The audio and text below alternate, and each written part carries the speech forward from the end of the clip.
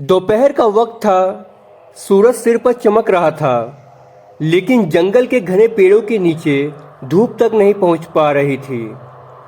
8 साल का मासूम अभी अपनी बकरी को खोजते खोजते जंगल के उस हिस्से में आ गया था जहां गांव के बड़े बूढ़े भी जाने से डरते थे। उस जंगल के अंदर एक काली टूटी फूटी झोपड़ी थी। लोग कहते थे कि वहां एक अंधी चुड़ैल रहती है।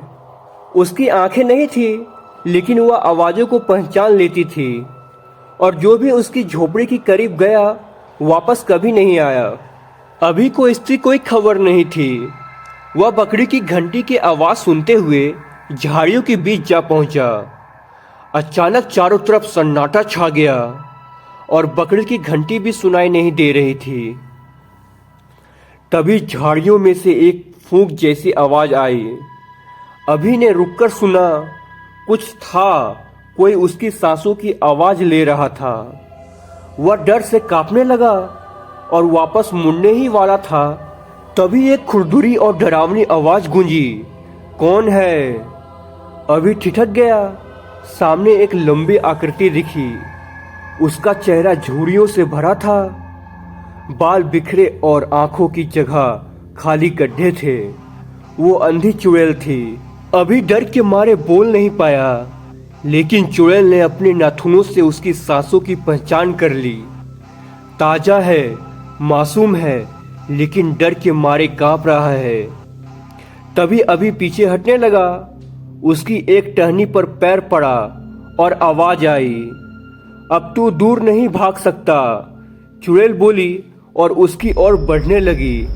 अभी के मुंह से चीख निकल आई, लेकिन वह जंगल के उस हिस्से में था जहां कोई उसे सुन नहीं सकता था। अंधी चुड़ैल उसकी ओर सरकती चली आई, लेकिन तभी कुछ अजीब हुआ। वह उसे छूकर नहीं मारी। चुड़ैल बोली, मैं तुझे खा सकती थी, लेकिन तेरी मांस में कुछ अलग है, कुछ अपना सा। तभी अभी रोते हुए बोला, मैं बस अपनी बकरी ढूंढ रहा हूँ, मुझे जाने दो। चुड़ैल कुछ देर चुप रही, फिर बोली, बकरी तो मैं खाती नहीं, इंसानों की बात अलग है। वो झुककर रघु का चेहरा सूंघने लगी। तो भूखा है, डर से कांप रहा है, चल मेरे घर चल, डर मत, मैं आज तुझे नहीं खाऊंगी। अभी को पता था चुड़ैल से भागना बेकार है। वो डरते डरते उसके साथ झोपड़ी की ओर चल पड़ा। झोपड़ी में घुसते ही एक अजीब सी बदबू आई, जैसे पुराने सड़े फूल और जले हुए बालों की। भीतर एक टूटा पलंग, एक पत्थर की बनी चूल्ही और दीवारों पर टंगे सूखे चमगादड़ों की लाशें थी। चुड़ैल ने अभी को एक लकड़ी की कुर्सी पर बैठाया और खुद जमीन पर बैठ गई। तू बोलता है मासूमियत से, मुझे अच्छा लगता है।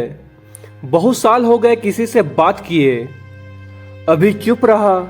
उसकी आंखों में डर और सवाल दोनों थे।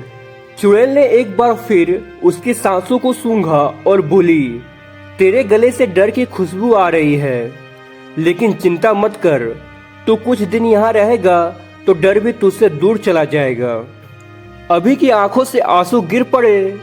उसे नहीं पता था कि अगली सुबह वह देखेगा या नहीं।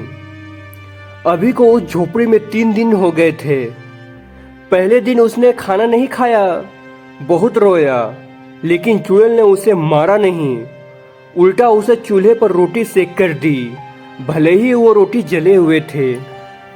रात को जब जंगल में भेड़िए रोते तो अभी कांप उठता, लेकिन चुड़ैल उसके पास बैठती और बोलती, डर मत, तू मेरे पास है।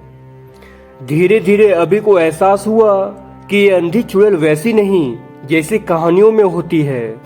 हाँ, डरावनी है, पर अकेली भी है। एक रात अभी ने चुड़ैल से पूछा, तुम अंधी क्यों हो? चुड़ैल कुछ देर चुप रही, फिर बोली, क्योंकि मैंने बहुत बुरा देखा था, इसलिए भगवान ने मेरी आंखें छीन ली। अब मैं सिर्फ मांस से महसूस कर सकती हूँ, इंसानों की मांस सूख सकती हूँ। अभी बोला, तो तुमने किसी को मारा था? तभी चुड़ैल ने धीमे से कहा, हाँ, पर वो लोग मुझे पहले जला देना चाहते थे। मैं बस बचना चाहती थी। अभी ने पहली बार उसके पास जाकर कहा, अब तुम मुझे नहीं खाओगी ना?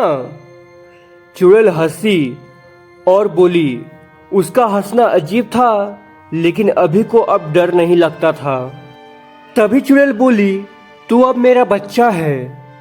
अभी और अंधी चुड़ैल का रिश्ता अब एक अनोखा बंधन बन गया था। अभी अब रोज चूल्हे में लकड़ियाँ डालता, झोपड़ी साफ करता और चुड़ैल को कहानियां सुनाता। दिन बीतता गया, लेकिन अभी ने एक दिन कहा, मैं घर जाना चाहता हूँ। तभी चुड़ैल चुप रही। अभी बोला, मुझे मेरी मम्मी पापा याद आ रहे हैं। उस रात चुड़ैल ने अकेले जंगल में देर तक सिर उठाकर चांद की तरफ देखा। वह जानती थी अगर अभी चला गया तो वह फिर अकेली हो जाएगी, हमेशा के लिए। लेकिन अगली सुबह उसने अभी से कहा, जा, पर वादा कर कभी कभी मेरी सांसें सुनने जरूर आएगा। यह बात सुनकर अभी जोर जोर से रोने लगा।